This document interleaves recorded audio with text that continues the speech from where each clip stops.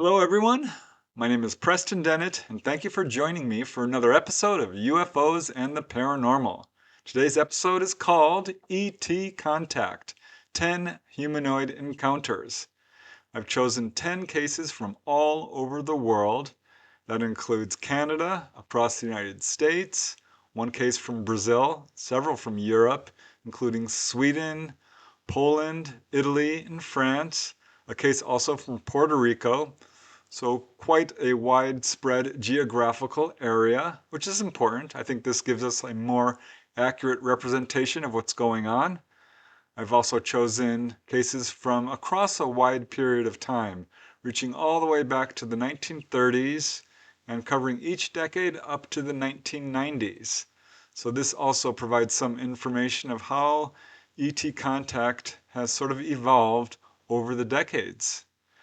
In these cases, each single one involves humanoids, and what I like about this particular episode is a lot of these cases are quite extensive, involving pretty extensive interactions with ETs. And by that I mean actual conversations in quite a few of these cases.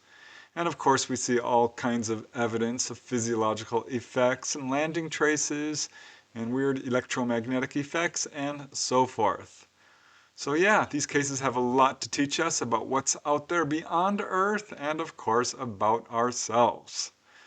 So this is going to be an hour-long episode, I'm estimating. Let's just get started.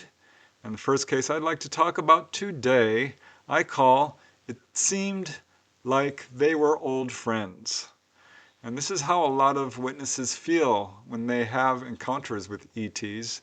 And that's certainly true in this very early case, which occurred in 1938 in Somerville, Massachusetts. It's a really interesting encounter. ET sightings prior to the modern age of UFOs in 1947 are really quite rare. But here is a case which comes from the files of Jim and Coral Lorenzen of the Aerial Phenomena Research Organization, APRO. The main witness is Malcolm B. Perry, and it took him about 24 years to report his sighting of a UFO and a humanoid, which he only did after attending a lecture by the Lorenzens and hearing about other people who have had similar experiences. And he ended up writing a quite lengthy letter about what he saw. And here's his story. It was 1938, and Malcolm had just walked his girlfriend to her home in Somerville, Massachusetts. It was around midnight. The moon was out. It had rained recently. There were a few clouds in the sky, but it was mostly clear. And Malcolm was walking down the street back to his home. This is when movement in the eastern sky caught his eye, and he saw what he at first thought might be a Navy blimp. And he wondered immediately what a blimp would be doing cruising around over Somerville at that late hour. So he took a closer look and was surprised to see, of course, it wasn't a blimp. As Malcolm says, I could see several portholes or openings on the side, and I kept looking for a gondola or a propeller or something to make it move, but could see nothing. In fact, no noise was coming from it at this time. So clearly not a blimp. Malcolm then realized at this point he was seeing something very strange. And soon he noticed a humanoid. As Malcolm says, my attention now became riveted to one of the openings where I could see a person apparently sitting, and he in turn seemed to be watching me. At this point, I had a very strong urge to wave with all my might. I looked up and down the street to see if anyone else was observing the object, but no one was in sight. Looking back again at the ship, I could see also people moving around as if taking turns looking out of the other openings. I still had an almost irresistible urge to wave with all my strength, as it seemed like they were old friends. At this point, the object moved behind some clouds, and that was the last I saw of it. So now that the object was gone, Malcolm's reaction really surprised him. As he says, I immediately had a peculiar lost or let down feeling. The next morning I looked in the paper for news of a strange airship or something of that nature, but I saw nothing. Now, it's entirely possible someone else saw it but didn't report it. Certainly Malcolm didn't. And it's too bad he didn't wave back, because maybe that would have made a more extensive encounter. But apparently this other humanoid did see him. The sighting was brief, but it totally changed Malcolm's view of the world for the rest of his life. As Malcolm says, "I am convinced that there are people from other planets that are living with us and visiting us constantly for thousands of years, and that their purpose is to preserve peace and improve our way of life without antagonizing, and if they were not afraid of us, would make themselves known in ever-increasing numbers." Now, unknown to Malcolm at the time, certainly there would be many other sightings over Somerville throughout the decades, and of course all over the world. So he was right in his prediction that they would make themselves known in ever-increasing numbers, because that's exactly what happened. Such a shame that this witness didn't get to go on board. It sounds like these were pretty friendly ETs. He certainly had that impression, and it is a brief encounter, though there was interaction there. Didn't get to see the ETs very close up, so it's hard to say what they looked like. But boy, this next case, wow, this one is amazing. I found it really emotionally touching, actually. I call this one Don't Look Up. This occurred in 1947, right at the dawn of the modern age of UFOs, near Langley. This is in British Columbia, Canada. And this one involves the praying mantis type ETs. And yes, there's some very extensive interactions with this one, and it's a very unusual case for sure. This case comes from well-respected and pioneering researcher Graham Conway of the UFO British Columbia UFO Group, UFO-BC, and it involves a witness who has insisted upon absolute anonymity. In fact, he only came forward to share his encounter many, many years after it happened. It affected him quite profoundly. As he says, "Some of the terror has lessened, and although it has been blanked out of my life, I would have flashbacks and relive it." So yeah, this really affected him. And here's what happened. It was a hot day in the spring or summer of 1947. The witness was 16 years old. At the time, he lived with his brother and mother on the border of Cloverdale and Langley. This is in British Columbia, Canada, along what would be called the Trans-Canada Highway. At this time, it was a very rural area with very few homes, lots of trees, and flat farmland. Now, the witness and his younger brother were outside playing in the creek that ran by their home. His younger brother was actually in the creek catching minnows, while the witness sat under a nearby tree reading a book. And as the witness says, "It was very quiet. I had heard a hum, but I thought nothing of it. The next I knew, a silver gray, and what I know of today was a UFO, sat down right in front of me." So this affected him in a very weird way. The witness says he fell into what he calls a, quote, blank state. He kind of kept slipping in and out of consciousness. And this went on for some time. He estimates about an hour, but he's really not sure. But he certainly did see what happened next. As he says in his own words, "A door opened, I believe from bottom to top, and out walked 4 or 5 grotesque creatures, looking like praying mantis, wearing dull silver gray body-fitted coverings. No buttons, zippers, nothing. By this time I had stood up, and I still held my book. One creature came right to me, and stood looking at me, took my book and looked at it. It put its hands on my shoulder. It could read my thoughts. Everything I thought of, it knew. It was so terrifying. It looked into my eyes deeply, and I am certain I could hear the black eyes click, just like a camera. Now when this happened, he suddenly felt this weird wave of calmness. From behind him, he heard his mother shouting at him frantically, and he told her to get away, telling her that she might get shot if she didn't go back into the house, which she did. Now, the witness then had the distinct impression that, quote, "they were here due to the wars and bombs," end quote. At this point, the creature left the witness and rejoined the others, all of who began to walk around the UFO inspecting it. And the witness had the impression that there was a problem with the front door area. He feels quite sure about this and that they were trying to fix it.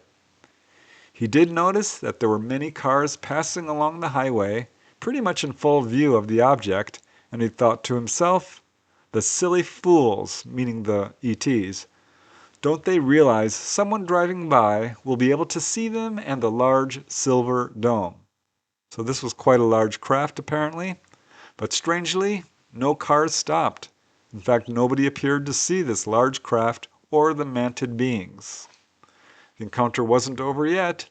As the witness says, "The creature came right back to me, looked into my eyes, and that hand on my shoulder said by telepathy, 'We are leaving now. Do not look up, do not look up, do not look up.' My head was down on my chest, and the next thing I heard was a hum, hum. I thought, yes, I can look up. I will look up. And there it was, at the top of the tree, right over my head, going up quickly into a sky that had about 4 military planes going faster than I have ever seen." So he's watching this UFO leave.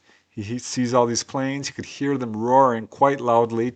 They were all chasing after the craft. He decided at this point that other people must have seen the craft, otherwise why would the planes be there? But as he watched, the UFO quickly outdistanced the jets, darting off to the south towards Washington State.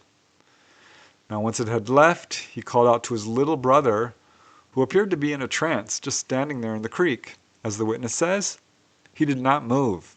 I had to step into the creek, take him by the hand, call his name, and said, 'We will go home now.'"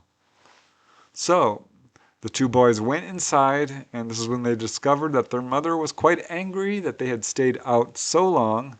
The witness and his brother reported at this point that they had an unquenchable thirst and could not drink enough water. The witness then went directly to bed. He says that upon waking, he found that his skin was bright red, painful. Aspirin, he said, did little to relieve the pain, and this affected him for days, if not weeks. He remained pretty much in bed for a few weeks.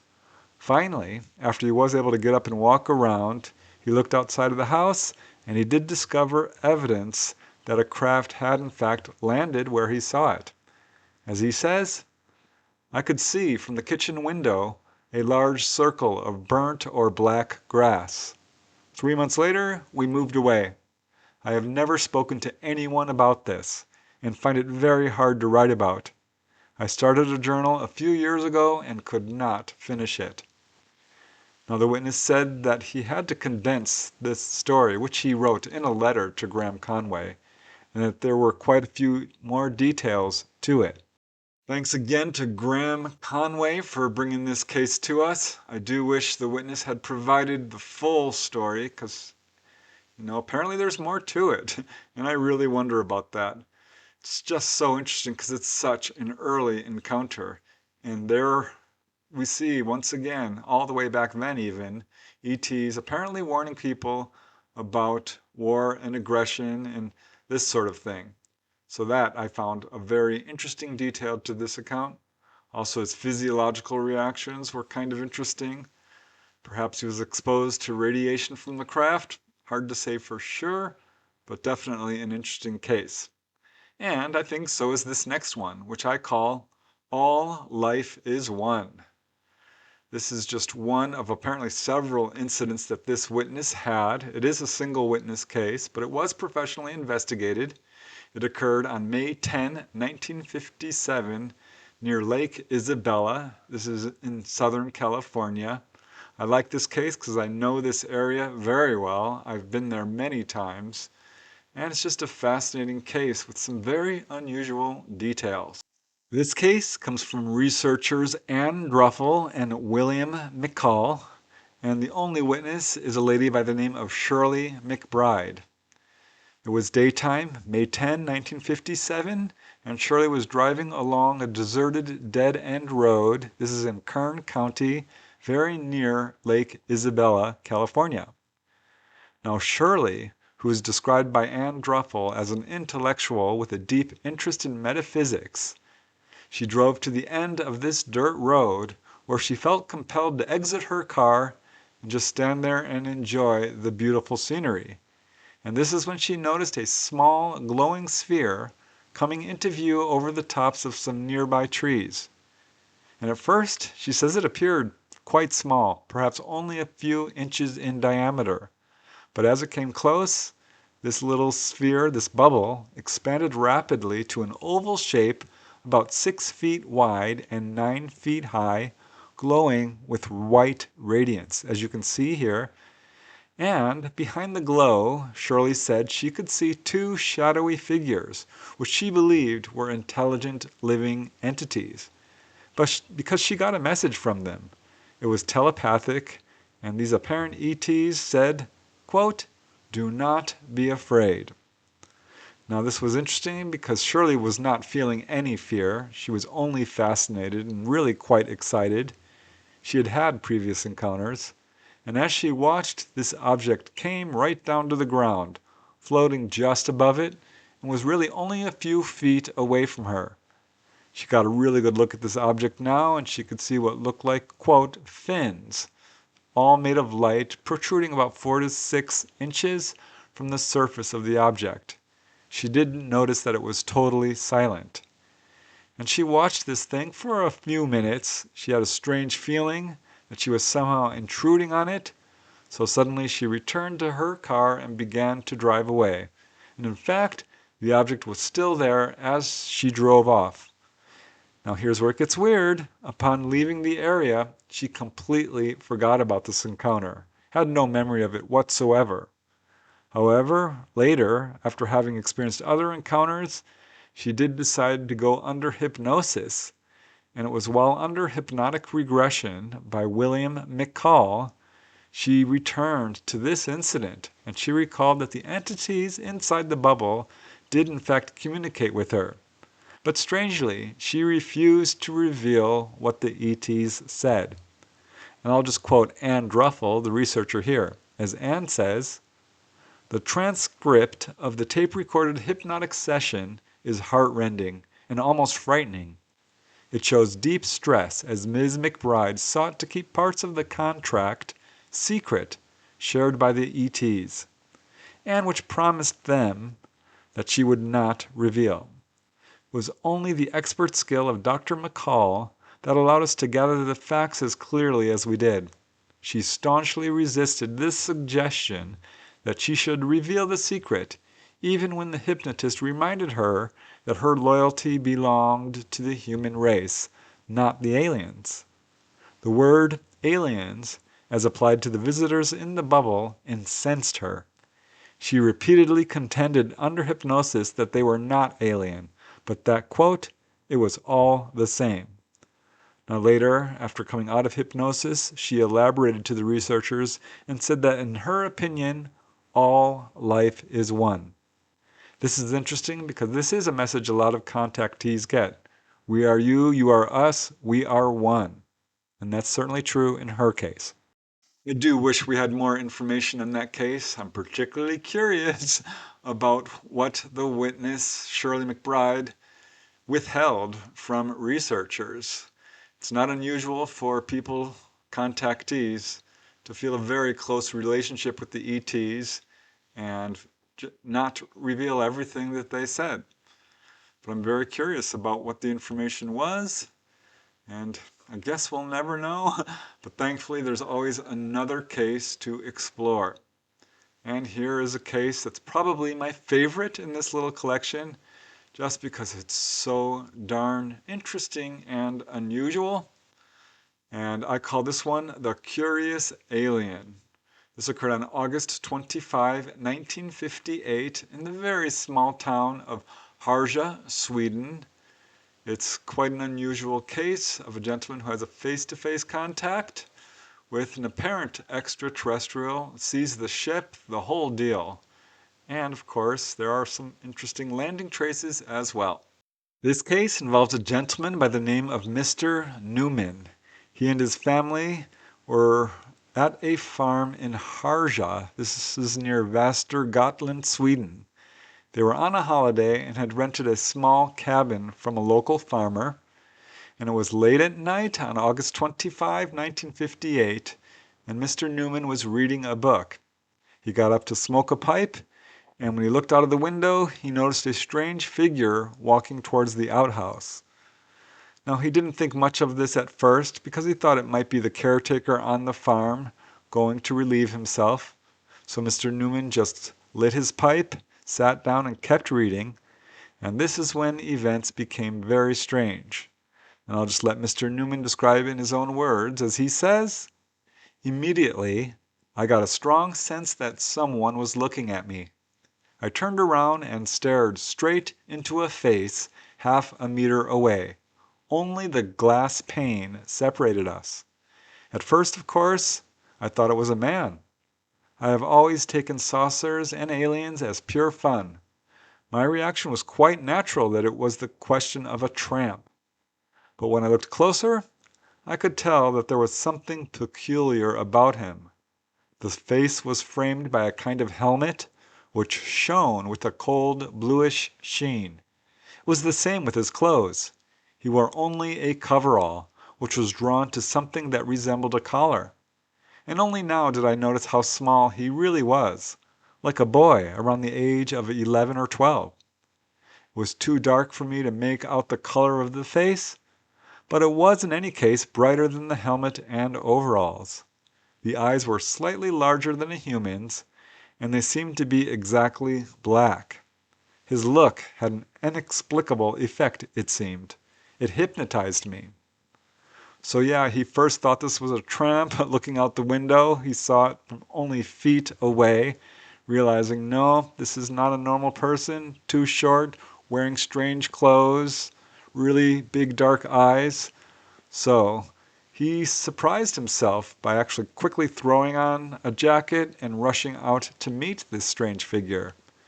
And as soon as he stepped outside, he saw that this figure immediately left the window, ran across the yard, hopped the small fence at the back of the house, and then continued to run for about 300 feet.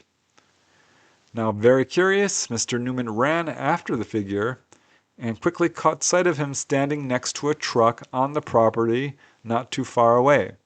So he continued to approach the figure, who now crossed the road back and forth a little bit, and then moved to the right into a field of wheat.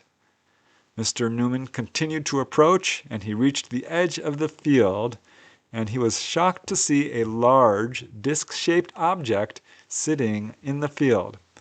And he estimates it was about 36 feet in diameter. It had a row of portholes around a top dome section, long landing legs reaching down to the ground, and a ladder coming down to the ground from the center bottom section. And he was pretty close to it. He estimates it was about 75 feet away, and he could now smell a very strong odor of some kind. Now, this little being started to react to Mr. Newman's presence. As Mr. Newman says, the little one immediately ran up to the craft and climbed a staircase or ladder which ran up the center of the craft. At this point, he heard a loud electric motor sound, but it sounded very musical, and in fact, it almost reminded him of Yiddish chanting. Now, here I will just quote Mr. Newman again as he describes how this craft took off. As he says, the craft took off slowly, and at the same time, the singing tone grew sharper. I knew then how I became completely paralyzed. I absolutely could not move. The craft first pitched straight up as it retracted its telescoping legs, resembling an airplane falling into its landing gear, then accelerated violently. Some birch trees, standing 10 to 15 meters away, bent in the blast after the craft. When it disappeared, it had an incredible speed. And then the paralysis also loosened its grip on me. All that was left was a sharp smell of ozone. So at this point, the witness went back to the cabin. He immediately told his wife what happened. She was skeptical and told him he must have dreamt the whole experience. It was already pretty late at this point, so he went directly to bed, but the next morning he told the farmhand, a gentleman by the name of Oscar, what had happened. Oscar was also skeptical, but did reluctantly agree to follow Mr. Newman to the location of this encounter, where this craft had landed. And there, in fact, they did find some evidence that something had landed there. As Mr. Newman says, first, we found that 10 to 12 centimeters of the plow axle was gone. Then, that the wheat acre was trampled.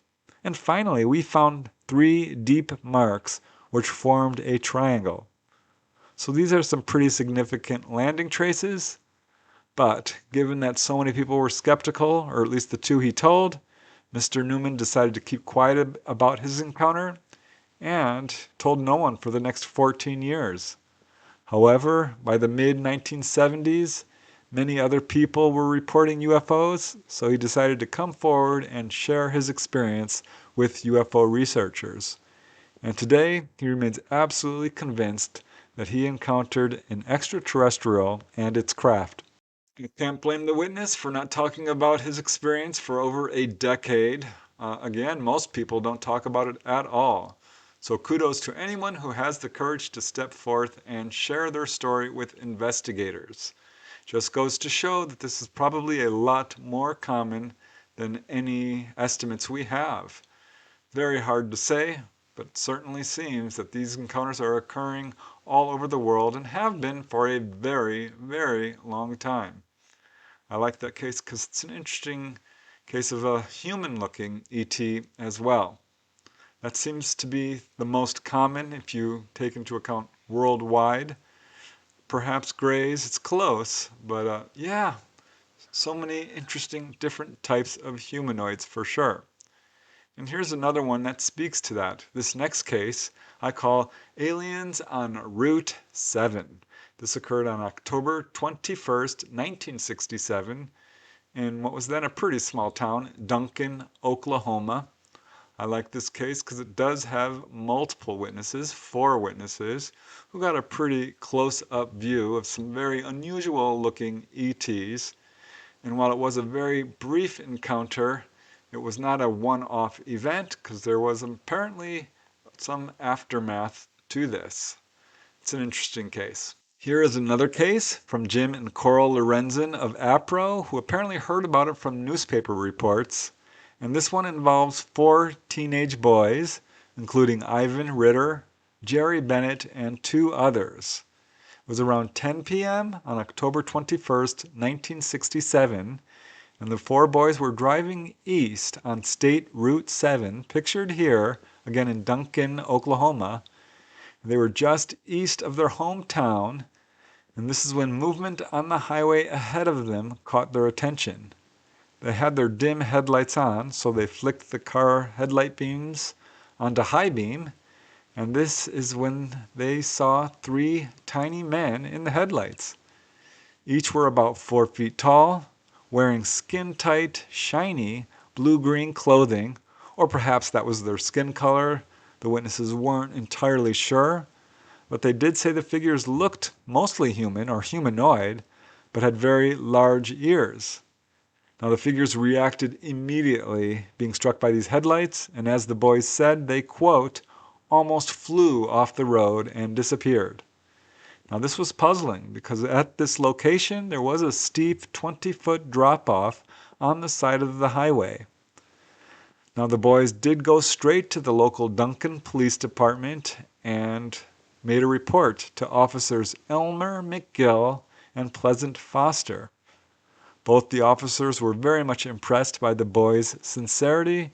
In fact, as Officer McGill says, they were really scared, and I think they must have seen something. Now, the next morning, Ivan Ritter and Jerry Bennett, 2 of the teenagers, did drive back to the location to search for evidence, and in verification of their sighting, they did find what appeared to be a strange footprint.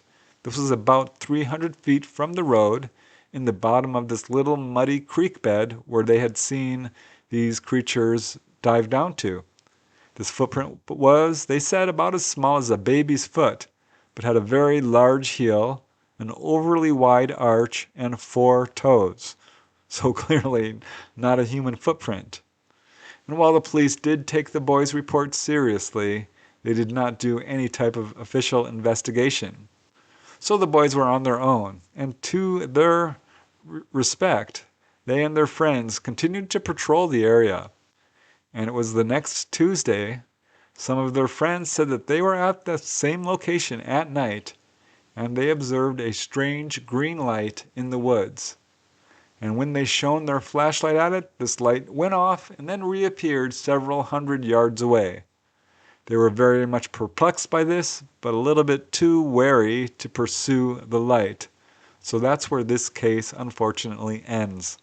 It's a shame these cases aren't investigated with more seriousness. While the police did interview the witnesses and took their reports seriously and thought the case was genuine, they really weren't that interested in investigating it beyond that. And I'm glad the kids took their own initiative to try and figure out what was going on and did have another encounter, but unfortunately became too frightened to pursue that light in the forest. So I guess we'll never know, but it could have turned into a much more extensive encounter. Now, moving along to the next case. I call this one Another Dam UFO. And when I say dam, I mean D-A-M, a hydroelectric dam. As you may know, I did a previous episode on encounters over dams and hydroelectric stations, and here's another one that slipped by me. So I found this case of particular interest because UFOs do seem to show a strong interest in hydroelectric dams. And that's undeniably true in this case, which involves face-to-face contact, a landed UFO, and some pretty extensive interactions. This one occurred on December 6, 1978 at the Marimbando Hydroelectric Plant. This is in Fronteira, Brazil. It's a pretty well authenticated case and has some very interesting aspects to it. And again, I know I already said this, but this is another one of my favorite in this collection because it's just really unusual and interesting. This truly amazing UFO encounter was researched by leading Brazilian investigator Dr. Walter K. Buehler.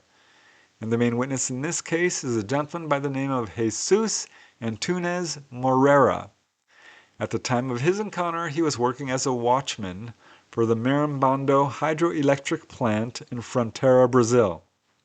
It was just after 8:30 p.m. on December 6, 1978, and because it was raining, Jesus was up in the guardhouse located on top of the dam itself. And I'll just let Jesus describe what happened next. As he says, I was anxious to keep dry. Suddenly, I noticed that something was lighting up the surface of the water in the dam. My curiosity aroused, I stepped out of the guardhouse and went to see what it could be, and found myself looking at an object which was slightly above the level of the horizon, about 200 meters from me and crossing the Rio Grande. It was coming in my direction, and when it got closer, I could make out that it was a spacecraft, about 5 meters wide and 3 meters high, white in color, and emitting a certain amount of luminosity. It looked as though it was about to land on top of the dam, maybe right by the powerhouse. So this was clearly not a plane. Jesus thought for a brief moment it might be a new kind of helicopter, as helicopters were often used to inspect the dam. But he noticed immediately that this object wasn't making any noise at all. It didn't have propellers, so he knew it wasn't a helicopter. And in fact, as he got a good look at it, he could see that this was something very strange. And again, as Jesus says in his own words, getting more and more curious, I started walking along on the top of the concreted part of the dam. But the craft went past where I was, and then moved to the earthen part of the dam, about 1.5 meters from the foot of it. I was now able to see that its color was not white, but a light gray. It had a door about 2 meters high, with a little window in the upper part of it, and it had a sort of platform running right around it. So Jose approached until he was only about 21 feet from it. At this point, the window appeared to open, and he saw this face looking out, which he says looked, quote, in many respects, very like a human face.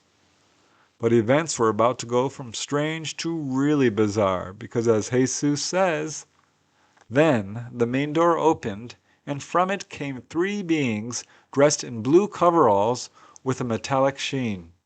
They were all very tall, 2 meters maybe, and with quite long, black, smooth hair. In an absolutely natural sort of fashion, they spoke to me in some unknown language. Now, Jesus was unable to understand what they were saying, and still thinking that they might be or must be foreigners from another country on earth, Jesus said, I will go and get somebody who can speak your language, and told them that there were phones there and he was going to go to one of the phones. Now, at this point, one of the figures gestured for Jesus to step back. That was his impression.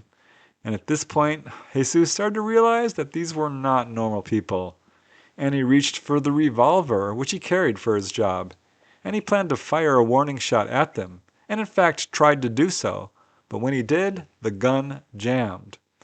And as Jesus says, at that point, one of them went inside the machine and came out with a black box about the size of a shoebox and handed it to one of the others, who was the one that had the longest hair. I noticed that all of them were wearing rose-colored gloves, which were luminous, like their blue overalls. From then on, I was able to understand perfect what they were saying to me. So the beings at this point began to speak in Jesus' native language of Portuguese, and they asked him, Are you scared? Keep calm. We have no intention of doing you any harm. Jesus asked, What do you want? Where do you come from? They replied, We are on a research and study mission. If you remain calm, you will soon know all about it.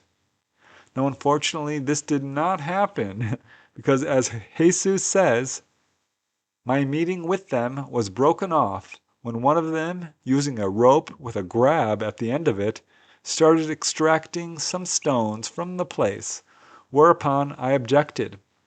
That was enough for them to put away the box, and without the slightest show of dissatisfaction or displeasure, re-enter their craft. So they were apparently starting to take some of the rocks away from the base of the dam, which is dangerous. After the encounter, Jesus did inform his superiors, and he was immediately sent to see the company doctor, Dr. Sergio Bandera, who could see that Jesus was suffering from powerful attacks of nausea. He was quite dazed. He suffered from light sensitivity for over an hour, and he only recovered from all of this very slowly and gradually.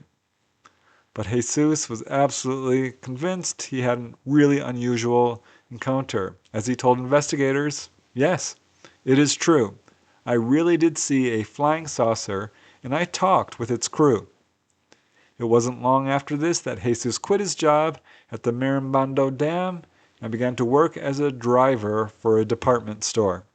I think you'll agree that that was a fascinating case. It's undeniable that ETs are showing an interest in our technology, and cases like these of UFOs over dams, I think, show this very clearly. I find it also interesting that the witness had not only physiological effects, but decided to quit his job after this.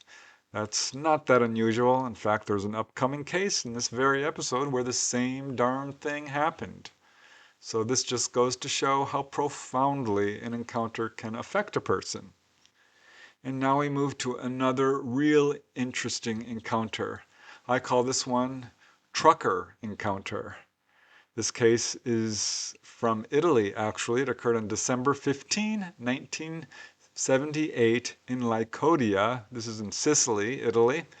And it's a really fascinating encounter involving electromagnetic effects, human-looking ETs, or mostly human-looking, a very, very close-up encounter, and just a fascinating interaction with this trucker who had a very close encounter. This case comes from Italian researcher Moreno Tambellini, who wrote about it in his book.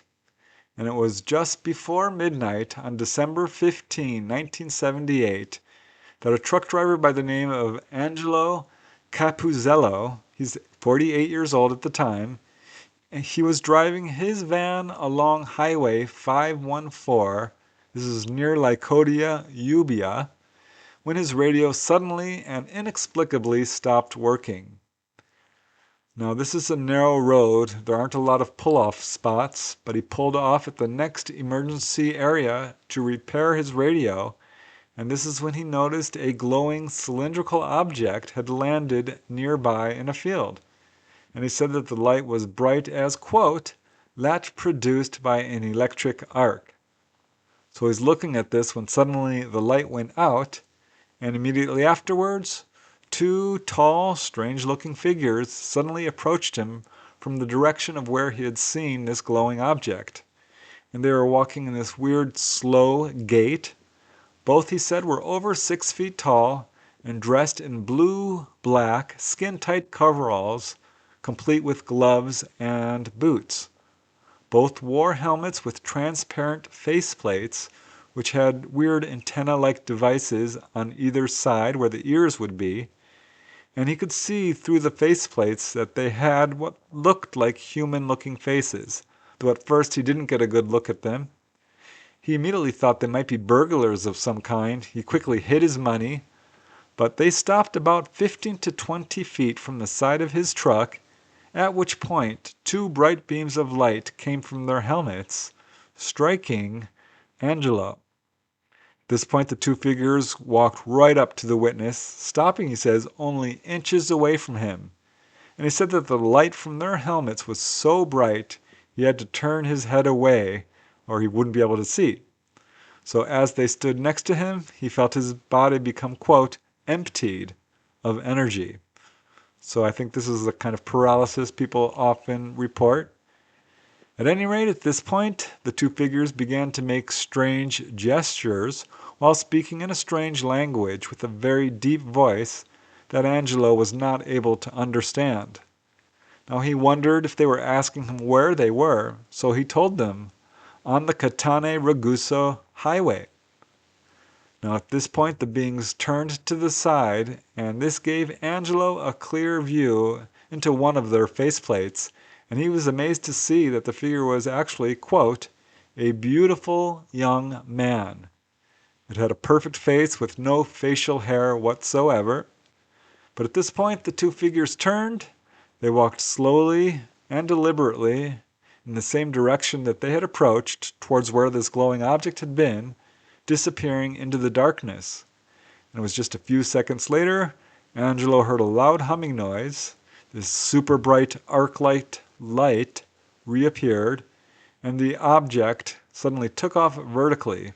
And he could now see it was a saucer-shaped object with a dome on top, he estimates about 30 feet in diameter. It was very bright on top with a diminishing illumination towards the bottom. But he said it lit up the road with this intense light as it moved off at very high speed. Immediately, Angelo's vehicle radio started working again, and he also noticed a strong smell of sulfur in the air. He estimates that this whole encounter lasted about 6 minutes, and he left the area, but he did return with a friend the next day, and together they said they found many large, strange footprints where these two figures had been. There sure are a lot of cases of people driving along and suddenly their car stalls or something happens, and this is when they have an encounter. So that's a really interesting pattern. I found this case so interesting because he described these ETs as very much human looking, very beautiful. That is something that does come up quite a bit. There's also this weirdly puzzling interaction which seems so brief. They just come up almost as if to say hi, and off they go on their merry way. It's very strange, but certainly quite common. And here's another case which I think shows how profoundly emotional an encounter can be. and I call this one Don't Be Scared. This case occurred on August 8, 1981 in Chalupy, Poland. It was researched by a professional UFO investigator.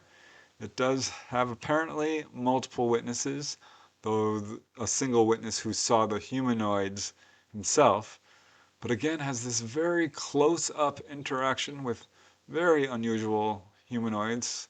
I found it particularly fascinating how they were dressed and the equipment they were carrying. But as you'll see, I think this case does have some interesting insights into the UFO phenomena, and this one does possibly involve missing time. This case comes from Polish researcher Krzysztof Piechota, and it involves a witness known only by his initials, RK. It was about 6:30 p.m., again on August 8, 1951, as RK was returning from a walk on the beach. He was walking along a pathway right next to the railway, heading towards his campsite. This is in the small village of Chalupy. This is a well-known tourist destination on the Hel Peninsula on the Baltic coast of Poland. And this is when he suddenly saw, quote, two guys in dark clothes. And they quickly ran off into the bushes to the right, about 150 feet ahead of him. He at first thought they might be boys, but he says they looked quite strange. They were 5 feet tall, very slender, dressed only in green, and had large almond-shaped eyes, kind of greenish skin, a very small slit for a mouth with no visible lips, and just a little bump for a nose. Even more strange, there was this strange foggy mist which surrounded the center of their bodies, from their abdomen to their hips, though he could see that they were wearing strange belts which carried all this very unusual looking black boxes covered with all kinds of equipment, like ribbons, spiraled wires, and what looked like purple and yellow cables. And this is when he saw an apparent UFO craft. As RK says, at the same time, I noticed their vehicle quite far away from me on the right.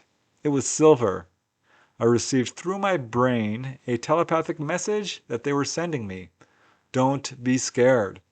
I understood that they had no hostile intentions. Now he describes this craft as being sort of a flat oblong disc, silver in color, about 18 feet long, 3 feet high, and he said it was hovering about 2 to 3 feet above the ground. It was completely smooth. Its surface had no markings, no portholes or protrusions of any kind. So RK is looking at this, but he kept walking along the path, and when he reached the point where these figures had left the path, he received another telepathic message, which said, quote, go through, don't stop. And it was at this exact point that he had a very strange feeling of passing through some kind of sphere. As he says, it was indescribable. I was constantly receiving messages directly. So he couldn't really describe what this was, but he passed through something. The witness kept walking, and moments later, he came upon a middle-aged couple walking their dog. And he asked them if they had seen anything strange, and they said no. But this was weird, because this couple had actually left the beach after him. They had been walking behind him on the path, and now he's meeting them in front of him. So if there was something there, they should have seen it. There's no way they could be in front of him, so something weird happened here. Now, later, he did go to the spot where he had seen this craft and did find what looked like landing traces, strange markings. They were in the form of 2 ovals, about 7 to 8 feet in diameter, with 4 holes deeply impressed into the ground. So after going over the event with investigator Krzysztof Piechota, it did appear that the witness was unable to account for about 15 minutes of time, which would explain why the couple with the dog did not see anything and suddenly went from being behind him to being in front of him. But yeah, they did not report seeing any humanoids or craft, nor did they see the witness, RK, until he walked up to them.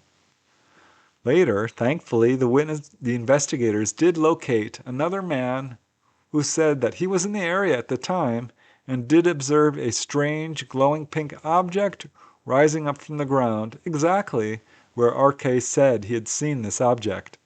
I think there is a strong possibility there was missing time in this encounter, given that the gentleman was being followed by this couple and then suddenly they were in front of him. He can't account for 15 minutes. I'm glad that there was another witness who saw a UFO in the area, because that always lends another level of credibility to an encounter, but certainly very interesting. Now this next case, and I've said this twice before already, but I think this one is actually my favorite, given where this one took place. I call this one Aliens at the Uranium Factory. And the fact is, this encounter took place very, very close to a uranium processing plant. I think this is hugely significant because we know as UFO researchers that UFOs show a very strong interest in anything involving nuclear materials of any kind. And I think that's probably what was going on in this very interesting case, which occurred on December 12, 1987, just outside of Narbonne, France. It was just a few miles away from the Malisi uranium factory near Narbonne, France, that a 40-year-old man by the name of Gerard Lamy, a musician and former restaurateur, had his incredible encounter with a group of ETs. He had gone to this area just south of the uranium plant and north of Narbonne to collect some wood to cook on his grill. And as Gerard says, after having moved forward about 6 or 7 meters, I discovered 6 people in front of me, near 4 machines similar to snow scooters. Under their awkward gaze, I momentarily abandoned my plan to collect wood, and I approached this strange group of individuals, rather small, of Asian type, who seemed to be sheltering under a hedge of shrubs. Arriving nearby, I didn't notice anything strange apart from the curious machines. So to start the conversation, I tell them, "Hello, bad weather today."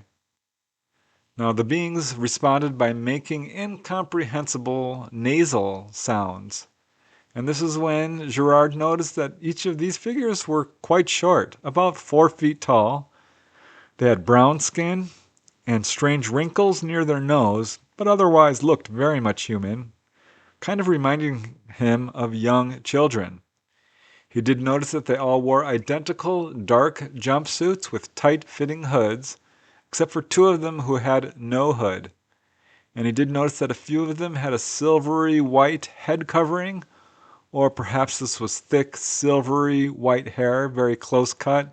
He couldn't tell for sure. But these little scooters were clearly not normal. He said that they were an off-white color, about 4 feet long, 1.5 feet wide, but they had no visible controls, no handlebars, no wheels, no engines, nothing. So he's quite puzzled about this, and he asks them, "Are you from the area?" Well, one of the figures, who he perceived was female, spoke 2 words, which at the time Gerard didn't understand, though after going over it with other people, he thought they might have said English words, actually, saying planet Earth. Remember, he speaks French. So at this point, he's now wondering if somebody's playing a prank on him, if there's a movie going on. He starts looking around for a hidden camera, and in a kind of joking way, he says, "Oh, well, you're extraterrestrials." He wasn't really being serious at this point.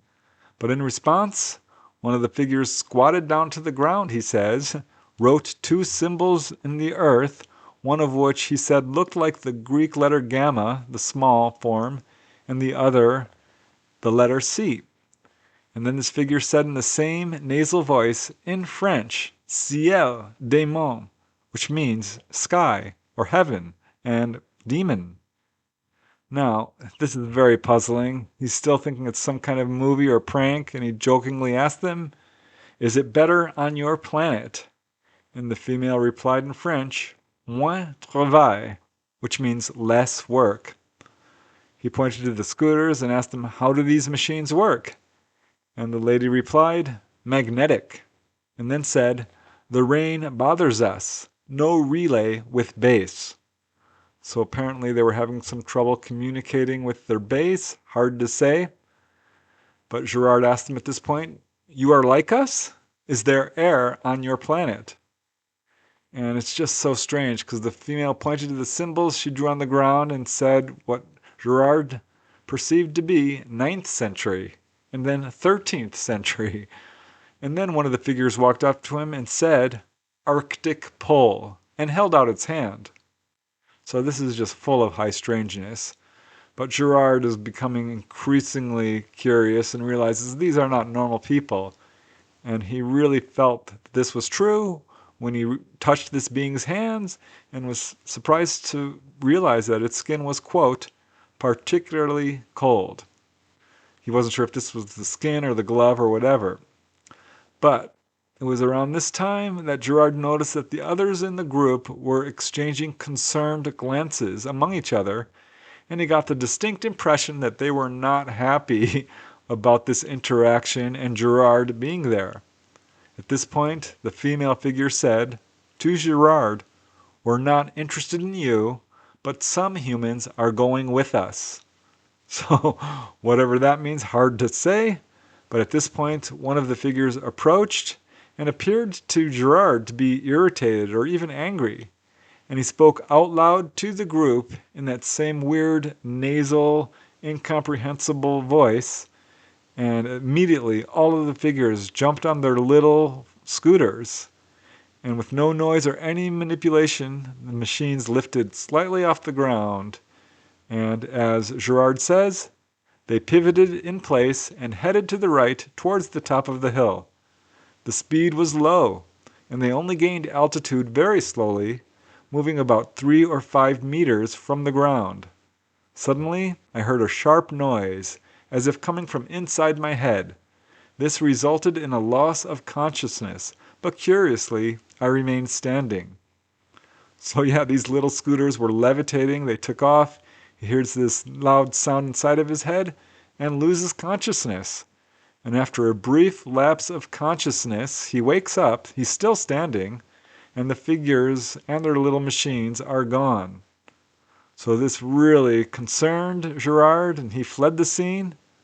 Later that afternoon, he shared what happened with his family, and he returned to the site with his daughter to the scene, and they both saw 4 or 5 round dark marks in the grass, apparently where these little vehicles had rested. Now this case did appear in the French magazine Lumière dans la Nuit, and the whole case really quite puzzled the French investigators.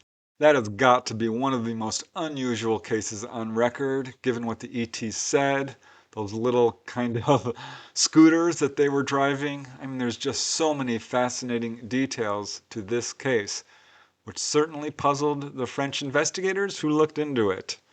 But yeah, a fascinating case which once again shows ETs do apparently have an interest in anything nuclear. I suspect that's what was going on in that case. Hard to say for sure because the ETs didn't say anything about it. But wow, what an interesting interaction that was. And now we move to our last case of this little collection. This one took place in Puerto Rico. I call it, "I was petrified with fright." This case is so interesting because it involves some interesting psychic aspects, also multiple witnesses, what are apparently very close, at least, to gray ETs, took place in a very interesting location as well. This one occurred on August 31st, 1990 in Lake Cartagena, and this is in Puerto Rico, the southern edge of Puerto Rico, in an area which is now pretty much off limits as a nature reserve. There's quite a bit of speculation about that, as we shall see. This final case was investigated by prolific researcher Jorge Martin, and this case does have numerous witnesses, though apparently only one, Mr. Señor Miguel Figueroa, had the courage to speak to researchers about his encounters, and actually only did so at great urging by the researchers. This encounter took place at around 3 a.m., again on August 31st, 1990, near Lake Cartagena in Puerto Rico. And it was interesting because on that morning, Miguel was driving to his place of business because he had woke up early with a weird feeling that someone was going to break into his cafe, which he owned. And arriving near this area, he was shocked to see about a dozen cars parked there, which was very unusual, of course, for that time in the morning, 3 a.m. And everyone there seemed to be very agitated. In fact, one woman was actually screaming that she had seen strange little men with huge heads and huge eyes passing in front of the cars.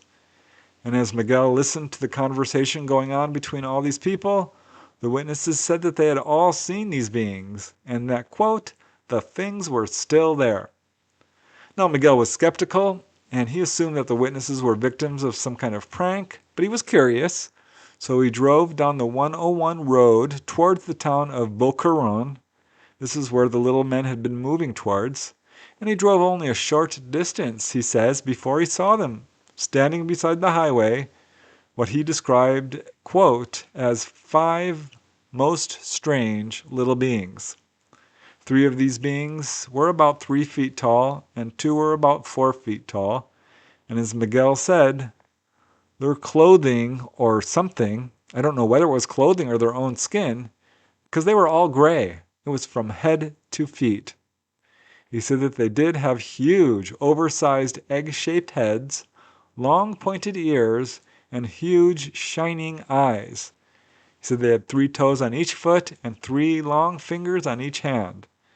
And as Miguel says, as I drew closer to them, my headlights lit them up. Then one turned around towards me, and I saw that he had big slanted eyes emitting a very brilliant white light.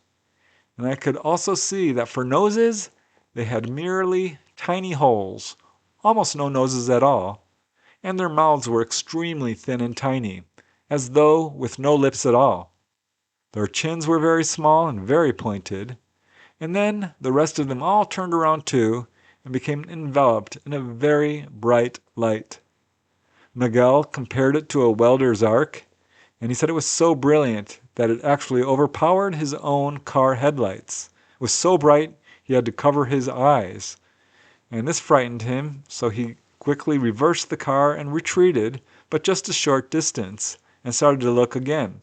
As Miguel says, when I had pulled off to a distance, they turned away again and continued walking on along the road, just as though nothing had happened.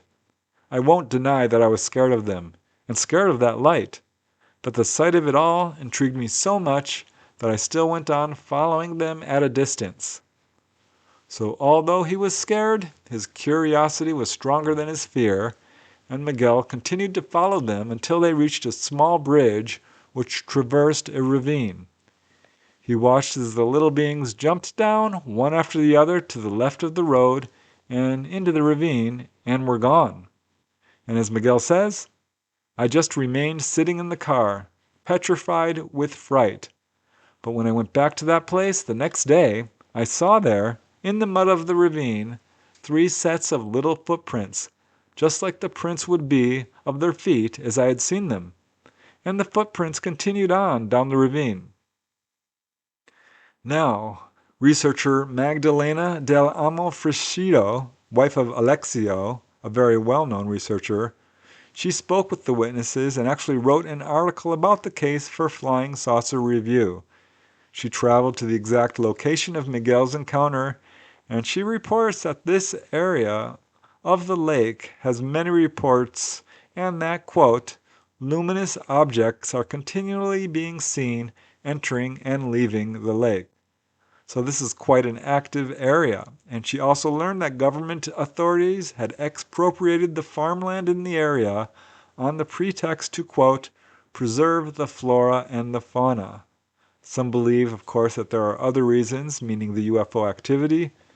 But in any case, the area is now a nature reserve with restricted public access. And, coincidentally or not, it's also very close to the Aerostat globe, which is reportedly, according to authorities, to detect drug trafficking. But again, this is a very known location of high UFO activity, and some researchers think that this detection installation might be more geared towards monitoring the UFO activity in the area.